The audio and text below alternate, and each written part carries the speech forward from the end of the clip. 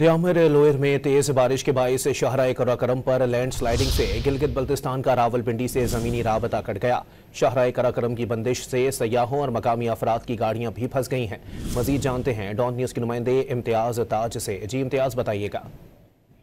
जी, आज गिलगित बल्तिस्तान के मुख्तलिफ इलाकों के साथ साथ कोहिस्तान की हुदूद में भी बर्फबारी के साथ शदीद बारिशें हुई, जिसके नतीजे में लोयर को जो कोहिस्तान है वहां पे 3 इलाकों में जो है बारिश के पानी ने सैलाबी सूरत अख्तियार किया, जिसकी वजह से जो कोहिस्तान का बाजार है वहां पे आमदोरफ्त मुतासिर हो गई। इसी तरह 3 मुकामात पर जो है शाहराह कराकरम बंद हो गई। इसी तरह गिलगित के करीब जो बोंज का इलाका है उसके बिलमुकाबिल जो शाहराह कराकरम का इलाका है वहां पे भी सैलाबी रेला आने की वजह से शाहराह कराकरम बंद हो गई। जबकि बाबूसर रोड है जहां पे सयाहों की बड़ी तादाद गिलगित से जा रही है और रावलपिंडी से गिलगित की तरफ आ रही है, वहां पे तेज बर्फबारी की वजह से जो सयाह आ रहे हैं उनको शदीद मुश्किलात का सामना करना पड़ रहा है।